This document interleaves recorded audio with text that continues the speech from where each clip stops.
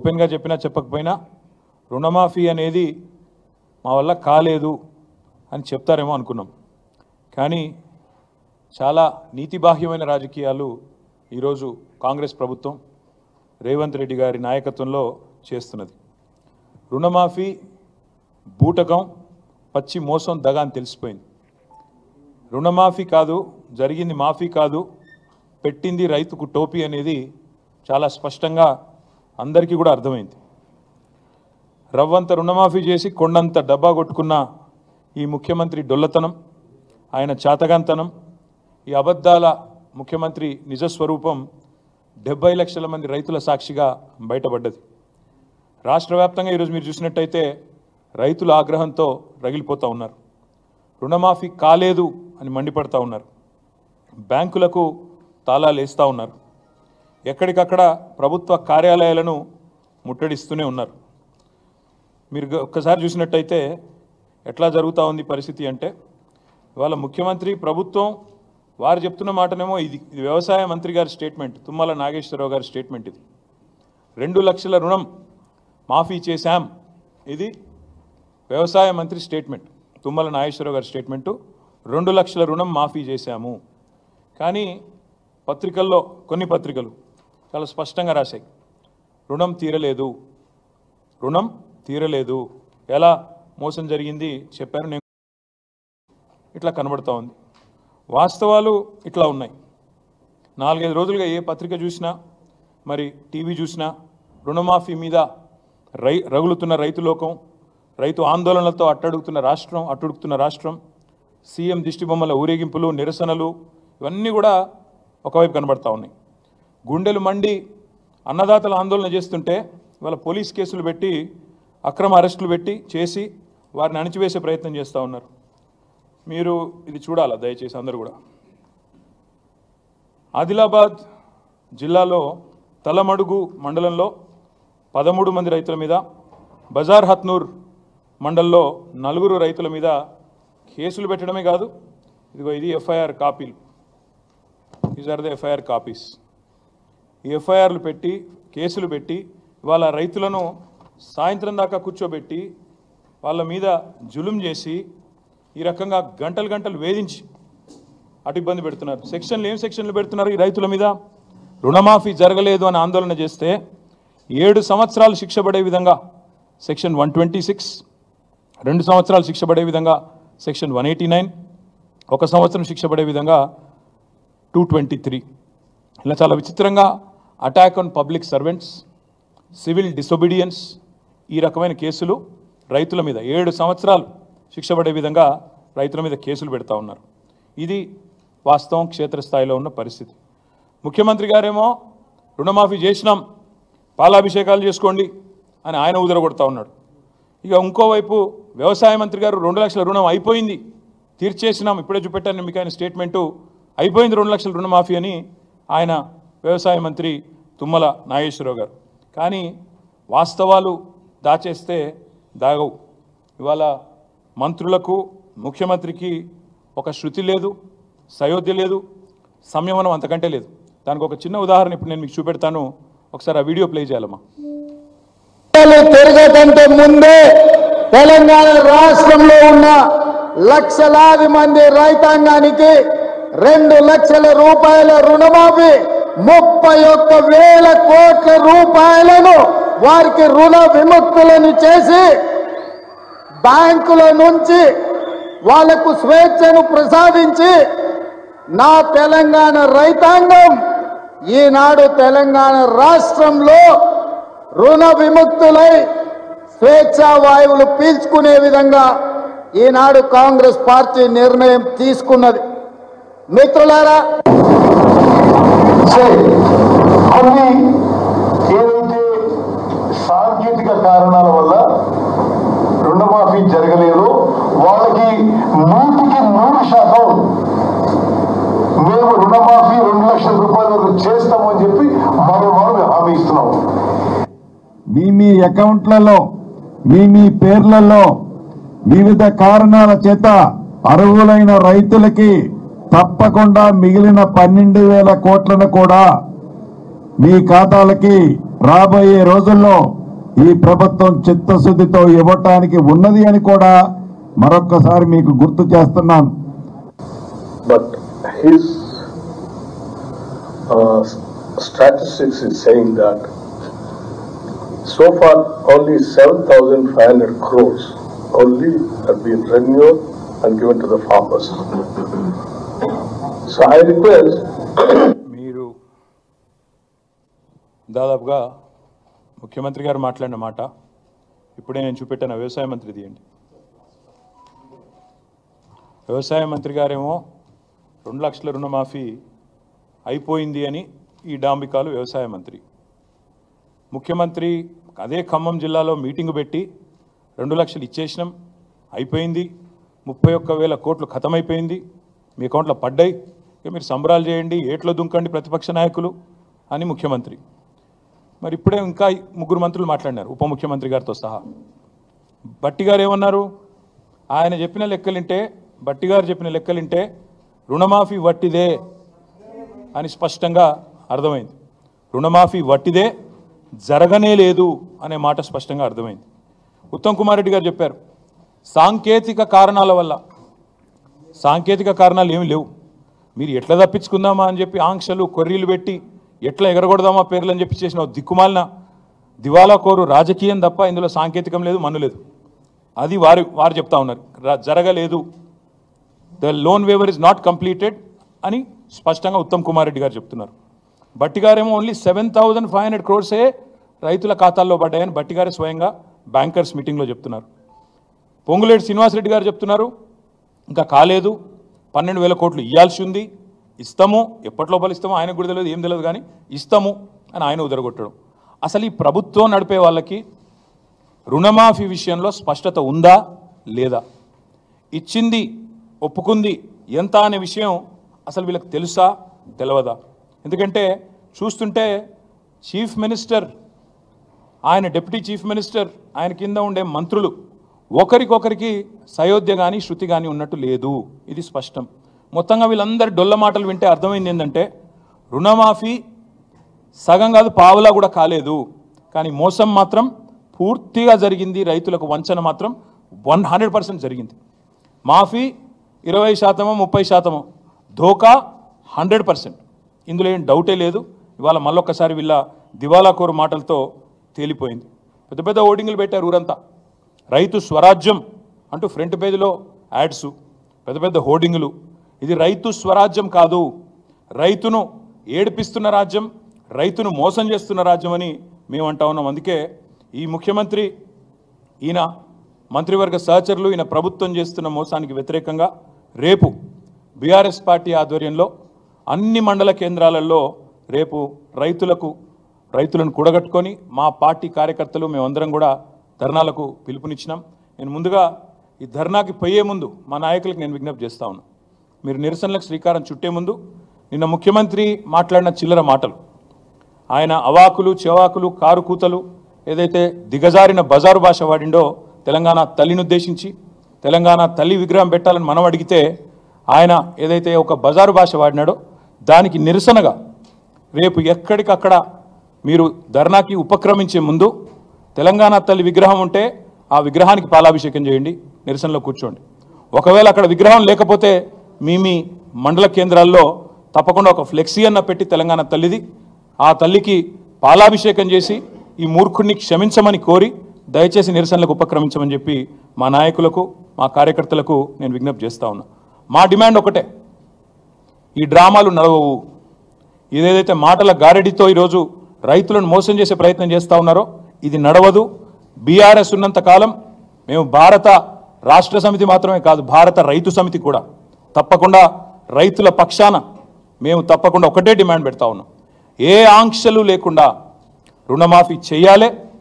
అది ఎప్పటి లోపల చేస్తారో డేట్ కూడా చెప్పాలి. ఎందుకంటే ఇప్పటికే 2 సార్లు తప్పిన మీరు. డిసెంబర్ 9 అన్నారు, మాట తప్పారు. 15 ఆగస్టు అన్నారు, మాట తప్పారు. మీ డిప్యూటీ సీఎంఏ చెప్తా ఉన్నాడు 7,500 కోట్లు మాత్రమే రైతుల ఖాతాల్లో పడ్డాయని డిప్యూటీ సీఎం ఫైనాన్స్ మినిస్టరే స్వయంగా ఒప్పుకున్న పరిస్థితి, కన్ఫెషన్ స్టేట్మెంట్ ఇచ్చిన పరిస్థితి. కాబట్టి ఎప్పటి లోపల మీరు రుణమాఫీ పూర్తిగా చేస్తారు, ఎప్పటి లోపల మీరు ఈ ప్రాసెస్ కంప్లీట్ చేస్తారు. ఆంక్షలు లేకుండా ఈ మాట ఎందుకంటా ఉన్నా అంటే మేము ప్రభుత్వంలో ఉన్ననాడు మేము రైతుల పట్ల మా ఆలోచన విధానం ఒకటే. కొత్తగా ఏర్పడ్డ రాష్ట్రంలో వ్యవసాయంలో సంక్షోభం ఉండొద్దు. తెలంగాణ రైతులు దశాబ్దాల పాటు కోరుకున్నది తెలంగాణ వస్తే మా బతుకు బాగుపడుతుందని కోరుకున్నారు. వ్యవసాయ స్థిరీకరణ జరగాలి, వ్యవసాయం స్థిరంగా మారాలి, దృఢంగా మారాలి, బలోపేతం కావాలి, రైతు కుటుంబం సంతోషంగా ఉండాలన్న ఉద్దేశంతో ఒకటి కాదు చాలా నిర్ణయాలు తీసుకున్నాం. నీటి తీరువ మొత్తం రద్దు చేసినాం, నీళ్లు పుష్కలంగా ఇచ్చాం.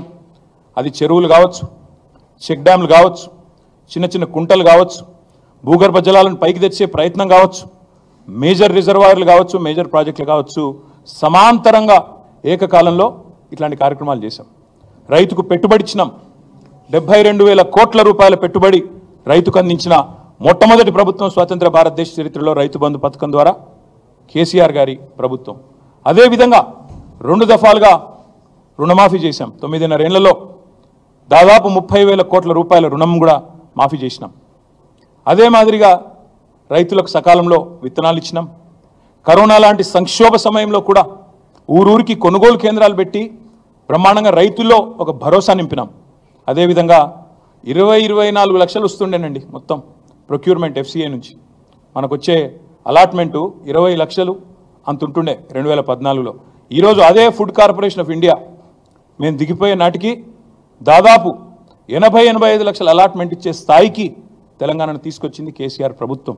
మేము చెప్పడం కాదు, NCRB డేటా ప్రకారం, national crime records bureau data ప్రకారం భారతదేశంలోనే సూసైడ్స్, రైతుల ఆత్మహత్యలు ఎక్కడ తగ్గినాయి అంటే తెలంగాణ అని చెప్పి పార్లమెంట్లో కేంద్ర ప్రభుత్వమే స్వయంగా చెప్పిన పరిస్థితి, పత్రికలు రాసిన పరిస్థితి. This is what we have done.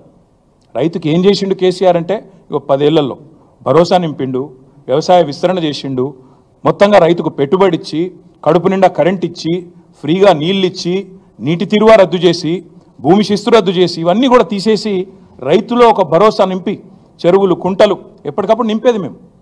ఒక పద్ధతి ప్రకారం, ఒక వ్యూహం ప్రకారం వ్యవసాయ స్థిరీకరణ వైపు మరి ముందుకు పోయినాం. కాబట్టే ఇలా తెలంగాణ రైతు మేము దిగిపోయినాడు బాగుండే. కానీ మీరు ఏం చేస్తున్నారు ఈరోజు? ఆంక్షలతో. మీరు ఒక మాట అంటా ఉన్నారు, వ్యవసాయ స్థిరీకరణ చేసే క్రమంలో మేము చూడలేదు. రైతు పెద్దవాడా, చిన్నవాడా, రైతు ఉద్యోగ, ITPIయా, మేము చూడలేదు అవన్నీ. తెలంగాణ రైతు ఎవరైనా రైతే. ఎందుకంటే రైతు కింద మళ్ళీ రైతు కూలీలు ఉంటారు, ఆయన చుట్టూ ఆధారపడ్డ ఒక ఈకోసిస్టమ్ ఉంటుంది. వాళ్ళందరూ బాగుండాలంటే చిన్న పెద్ద అని కటింగ్లు పెట్టాలి, కొర్రీలు పెట్టాలి, ఆంక్షలు పెట్టాలని మేము చూడకుండా రైతును రైతుగా చూసి వ్యవసాయ స్థిరీకరణనే లక్ష్యంగా మేము ముందుకు పోయినాం. కాబట్టే తెలంగాణ ఈరోజు పంజాబ్ను, హర్యానాను తలదని వ్యవసాయంలో, వరిధాన్యం ఉత్పత్తిలో భారతదేశంలో అగ్రభాగాన ఉన్నది. కానీ మీరు ఇవాళ పూటకో మాట, రోజుకొక కొత్త ఆంక్ష. మీ మంత్రివర్గ సహచరులే చెప్తున్నారు కదా, ముఖ్యమంత్రి అసలు 100% రుణమాఫీ కాలేదు, ఇది బోగస్ అని చెప్తున్నారు. ఒకరోజేమో విచిత్రమైన మాటలు. మీకు ఒక చిన్న ఎగ్జాంపుల్ చెప్తాను. ఎన్ని విచిత్రమైన మాటలు అంటే 17,14 మందికి రుణమాఫీ కాలేదని ఒకరోజు అంటారు, 30 లక్షల మందికి కాలేదని రైతులు చెప్తా ఉన్నారు. అందుకే మేము క్షేత్రస్థాయిలో కూడా పరిశీలనకు పోయినాం. లాస్ట్ ప్రెస్ మీటింగ్లో మీకు చెప్పాను, కొడంగల్ నుంచే ప్రారంభిస్తామని చెప్పాను. నేను కొడంగల్ డేటా మొత్తం తెచ్చిన. కొడంగల్లో ఒక మండలి చెప్తాను, మీరు కూడా బోర్ కావద్దు, మొత్తం డేటా ఇస్తా చూసుకోండి. కోస్గి అని ఒక మండలం ఉంటుంది, ఇప్పుడు అందులోకెళ్ళి ఇంకో మండలం కూడా ఏర్పాటు చేసిండు. కోస్గి ఉమ్మడి మండలం, గుండుమాల్ మండలం అని ఇంకోటి అందులోనే మా ప్రభుత్వం ఉన్నప్పుడే ఏర్పాటు చేసినాం. కోస్గి అనే మండలం ఒక ఎగ్జాంపుల్ చెప్తాను నేను మీకు, దాన్ని బట్టి మీరు అర్థం చేసుకోవచ్చు. ముఖ్యమంత్రి సొంత నియోజకవర్గం పరిస్థితి. కోస్గి ఉమ్మడి మండలంలో మొత్తం 4 బ్యాంకులు ఉన్నాయండి, 5. 2 SBI బ్రాంచ్లు ఉన్నాయి, 2 తెలంగాణ గ్రామీణ వికాస బ్యాంకులు ఉన్నాయి, అదేవిధంగా 1 Mahabubnagar DCC bank single window, మొత్తం 5 బ్యాంకులు. ఈ 5 బ్యాంకుల్లో మొత్తం కలిపి ఉన్న ఖాతాలు ఎంత అంటే 20,239. 20,239. 3 విడతలుగా ముఖ్యమంత్రి నియోజకవర్గంలో ఈ కోస్గి మండలంలో ఇప్పటివరకు ఎంతమందికి రుణమాఫీ అయింది అంటే, అది కూడా పాక్షికంగానే అయింది, మొత్తం కాలే, 8,527 మందికి మాత్రమే అయింది. 3 విడతలుగా. ఏదైతే ముఖ్యమంత్రి ఉదరగొడుతుండో ప్రచారం 100% అయిపోయింది, ఓడిచిపోయింది, ఇక పాలాభిషేకాలు, వెంటనే నాకు విగ్రహాలు పెట్టండి అని చెప్పి ఏదైతే మాట్లాడుతున్నాడో, మొత్తం జరిగింది ఎంత అంటే ముఖ్యమంత్రి సొంత నియోజకవర్గం కొడంగల్లోని కోస్గి మండలంలో 20,239 మందికి గాను 8,527 మందికి మాత్రమే అయింది. సరే, కొంతమందికి డౌట్లు ఎక్కువ కాబట్టి నేను పేర్లు కూడా చదివి వినిపిస్తాను. కోస్గి మండలం భక్తిమల్ల అనే గ్రామంలో 988 మంది రైతులు, బుజ్జారం గ్రామంలో 579, మీర్జాపూర్లో 641, ఆమ్లికుంటలో 528, ఇట్లా మొత్తం 26 గ్రామాలలో 20,239 మంది రైతులు. మా డేటా ఇక మొత్తం ఇక్కడ ఉంది, మీకు ఇస్తాను. రైతుల పేర్లు, వాళ్ళ అకౌంట్ నెంబర్లు. ఇది ఒక్క కొడంగల్, ఒక్క కోస్గి, సారీ నాట్ కొడంగల్, ఇది ఒక్క కోస్గి, ఒక్క మండల్ కథ. ఇదే కథ, ఇది ముఖ్యమంత్రి నియోజకవర్గం కాబట్టి కొద్దిగా ఎక్కువ చేసినాం. ఇంకా ఇంతకంటే వరస్ట్గా ఇవాళ ప్రతి ఊరిలో, ప్రతి మండలంలో పరిస్థితి, వాస్తవ పరిస్థితి ఉన్నది.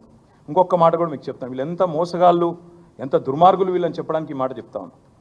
వీళ్ళు చెప్తారు రేషన్ కార్డు మీద ఒకవేళ 2-3 ఉంటే కుటుంబంలో ఒకరికి చేసిన మొదలని చెప్పినారు. ఇగో ఇది కూడా ముఖ్యమంత్రి నియోజకవర్గం, ఆయన కాన్స్టిట్యున్సీ. మా నరేందర్ అన్న, మా రామకృష్ణ, ఎక్స్ఎమ్మెల్యే నరేందర్ రెడ్డి గారు, మా సోదరుడు మాజీ గ్రంథాలయ సంస్థ చైర్మన్ రామకృష్ణ గారు వివరాలన్నీ కూడా తెచ్చిచ్చినారు. ఎస్బీఐ బొమ్మరాజ్పేట్, ఇది కూడా కొడంగల్ కాన్స్టిట్యున్సీ. ఇక 4 పేర్లు చెప్తాను. ఈ ఊరు పేరు ఎరుపుమల్ల, మండలం బొమ్మరాజ్పేట్, కాన్స్టిట్యున్సీ కొడంగల్. ఇక్కడ ఒక కుటుంబం ఉందండి, కోట యాదగిరి గారి కుటుంబం. ఆయన కుటుంబంలో 4 కుటుంబ సభ్యులు ఉన్నారు. కోట యాదగిరి గారి పేరు మీద 1,60,000 రూపాయల రుణం ఉన్నది. ఇది ఎస్బీఐ బొమ్మరాజ్పేట్. కోట శారద, ఆయన సతీమణి, ఆమె పేరు మీద 1,60,000 ఉంది. వాళ్ళ కొడుకు అశోక్, పెద్ద కొడుకు, ఆయన పేరు మీద 1,84,000 రూపాయలు ఉంది. ఇంకో కొడుకు అభిలాష్ కుమార్, ఆయన పేరు మీద 1,50,000. అకౌంట్ నెంబర్లతో సహా నేను ఇస్తాను మీకు. ఒక కుటుంబంలో ఒకవేళ 2-3 ఉంటే మొదలు ఒకరికి మాఫీ చేస్తాం, తర్వాత మిగతా వాళ్ళకి చేస్తామని మీరే చెప్పినారు. ఇది ముఖ్యమంత్రి నియోజకవర్గం, ఎరుపుమల్ల అనే గ్రామం, ఎస్బీఐ బొమ్మరాజ్పేట్, కోట యాదగిరి గారి కుటుంబం. కావాలంటే మీడియా కూడా పోయి విచారించుకోవచ్చు, వాళ్ళ అకౌంట్ నెంబర్లతో సహా ఇక్కడ ఉంది.